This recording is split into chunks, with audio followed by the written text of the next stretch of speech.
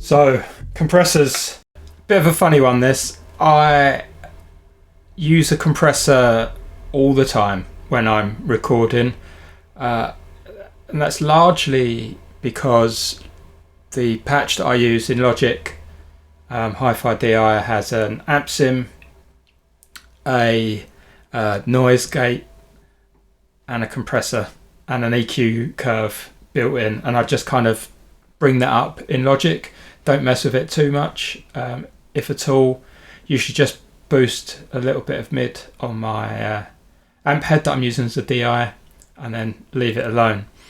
Now, anytime you go to a recording studio, the engineer is likely going to use some compression or other on your bass. It might be a really nice studio rack mount unit, an Avalon or something like that. It might be that it's just getting compressed by the input DI. If you're using certain types of transformer DIs that can squash your signal. It might be that the tape, if you're still in an analog world, is squashing your signal. I know for drums, the dynamics can really get squashed down when you go straight to tape. So there will be some compression or other, unless it's that one guy that doesn't use compression. For live sounds, I have used it. My EBS head has got a one knob compressor that people say is the best one knob compressor you can get, and all this, and so much is talked about musical compressors and things just being really transparent, which is kind of like the part that makes me laugh a little bit. So yeah, the general feeling is if you can hear a compressor working, it's doing too much.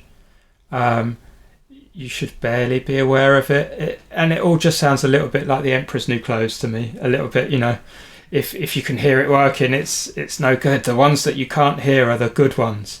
So I've had some pretty good compressors, good in terms of well regarded. I had a Demeter Compulator, which is an optoelectric compressor, very highly regarded, quite expensive, very difficult to get hold of at the time. I bought mine in New York, which was, they weren't around. You couldn't really get them here very easily in England.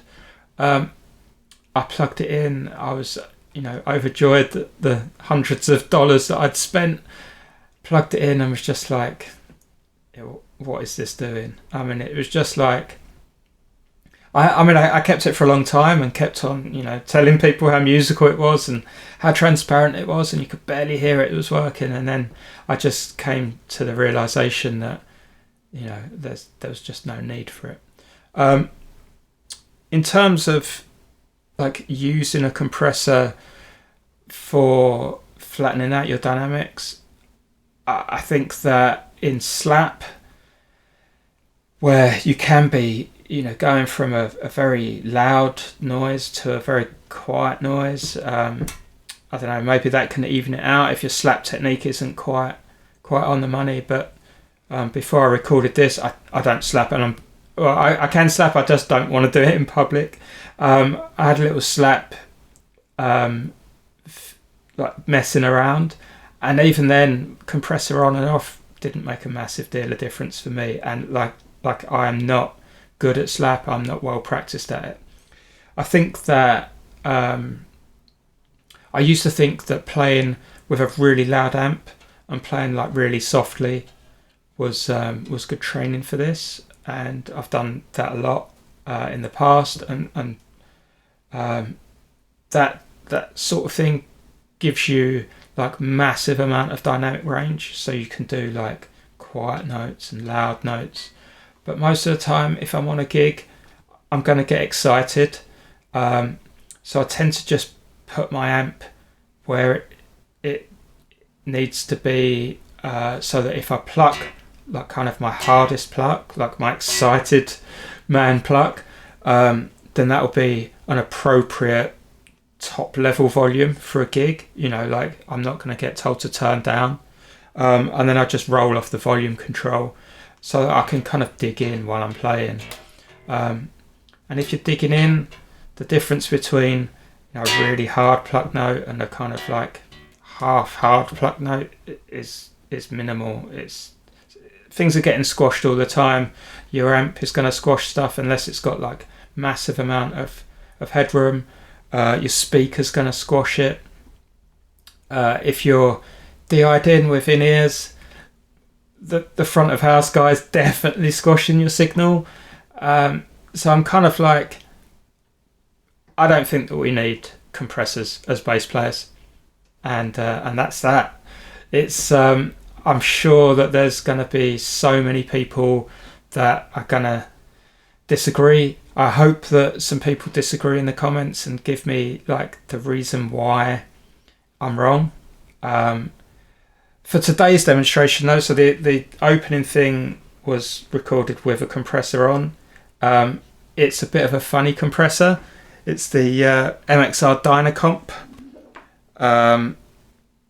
It's a guitar compressor. It does like this thing on guitar, which gives you like a picky sound. So if you're using a Telecaster and you turn the compressor up quite a bit, it gives you this hard attack and then kind of squashes everything else. And it's kind of like it's the reaction time, the attack setting on it, which isn't available to you to mess with, but the attack setting, if you were messing about in Logic or on a normal studio compressor, you'd have the attack. It seems like it's got a bit of a delay before it comes in, and then it doesn't release too quick. So I kind of like it on bass as an effect. So it's definitely not transparent. It's noisy. It's pretty noisy in here as well. I don't know if it's my studio light. I've got the low voltage lighting turned off because that stuff hums like crazy. But yeah, just a demonstration. So I've set the output. It's got two knobs, output and sensitivity. I had to remind myself what that was. So output, I just treat it like any other pedal where I'm trying to match levels. So you can use it as a boost, which is pretty good. If you've got, you've got a situation where you need to be louder, like maybe the chorus of a song where your guitarist really ramps up, or you've got some other section like a horn section or something that comes in just on a certain bit of the song and you need to just elevate your volume for that and you can't get it in with your fingers. Good for a boost. It's pretty clean apart from the noise, which in a gig setting you kind of don't hear.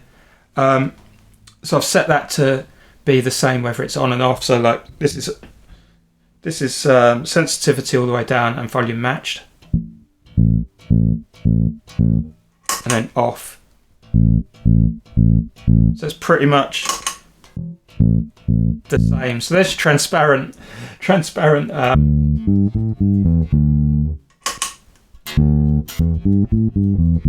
It basically sounds exactly the same. Nice transparent compressor. I'm going to turn it all the way up, and you can hear the electronics whirring and doing, I don't know what they do, but this sounds pretty nasty on bass.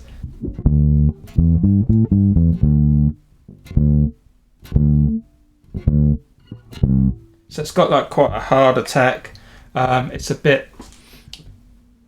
It reminds me of like taping a coin onto a drum, but kick drum pedal, bass drum pedal, and getting that clicky sound. So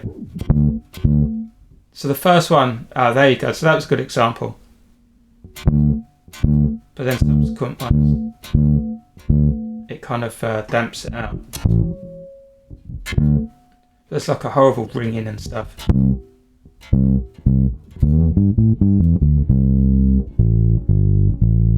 But even with that, heavy compression, you play a few notes in a row, it doesn't release, and it all sounds squashed and kind of like not massively different.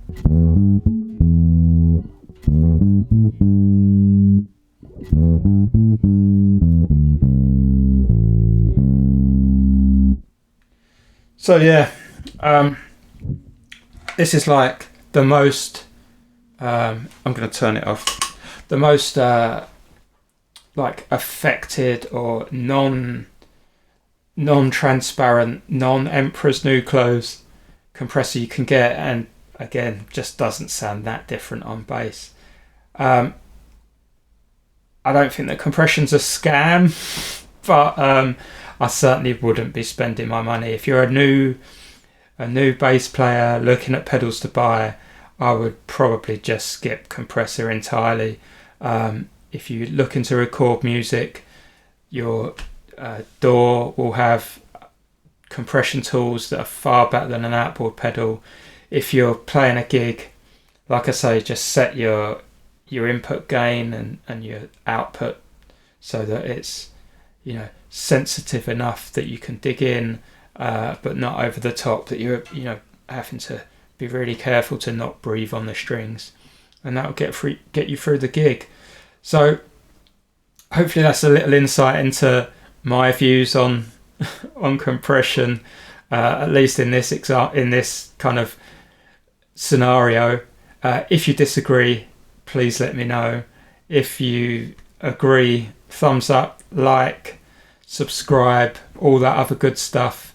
I promise I will respond to every comment, and I'll see you in the next one.